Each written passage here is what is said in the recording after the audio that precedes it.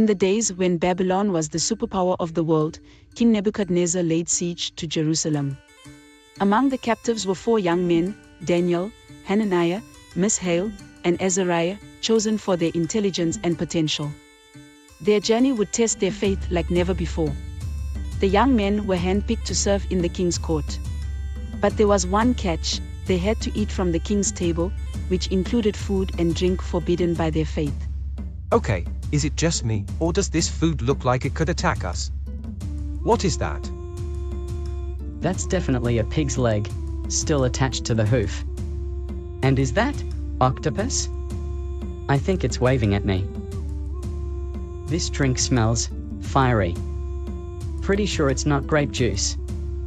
Is this supposed to make us smarter or just knock us out? Guys, this isn't funny. We can't eat this. You know what God's commanded. We're here to serve Him first, not the king's menu. Relax, Daniel. Nobody's forcing us to eat a plate of tentacles yet. No, but they will. We've been brought here to learn their ways, remember. They want us to forget everything God taught us. If we start giving in now, where does it stop? Mishael nodded, his grin fading as the weight of Daniel's words sank in. Daniel's right, he admitted. If we eat this, it's like saying the king's table matters more than God's commands. And that's not true. Even Azariah, who usually kept things light, couldn't ignore the seriousness of the moment. With a grin laced with determination, he added, okay, I'm with you. No pig, no octopus, no fiery juice. But what's the plan? We can't just walk up to King Nebuchadnezzar and say, thanks, but no thanks. The 4 friends exchanged a determined look, ready to stand together in faith, even in the heart of Babylon's grandeur. Daniel had an idea. Instead of causing trouble, he decided to talk to the steward in charge. Sir, can we try eating only vegetables and drinking water for 10 days? After that, you can see if it works. Vegetables and water for 10 days? You know the king expects results, right? If you start looking weak or sickly, it's my neck on the line, not yours. Fine. 10 days.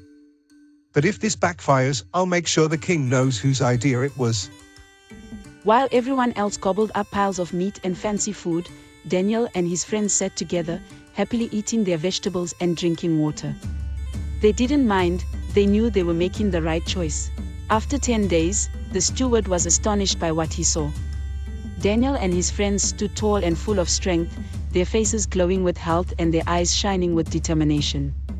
In contrast, the others in the king's program, who had indulged in rich foods and meats, looked sluggish and tired. The simple diet of vegetables and water had not only sustained Daniel and his friends but made them stand out as the healthiest and most vibrant among their peers. The steward, amazed and thoughtful, studied the boys closely, marveling at the remarkable difference. After a moment of silence, he finally said, I don't understand how this worked, but you're stronger than the rest. While they look tired and weak, you 4 are glowing with health and full of energy. Your choice to eat only vegetables and drink water has truly amazed me. You've proven your God's way is wise. Daniel and his friends stood firm in their decision to honor God, even when it set them apart from everyone else. Their faithfulness showed that God's wisdom leads to true strength and vitality. This story reminds us that choosing to follow God, even when it's not the easiest path, brings blessings and sets an example for others to see His greatness.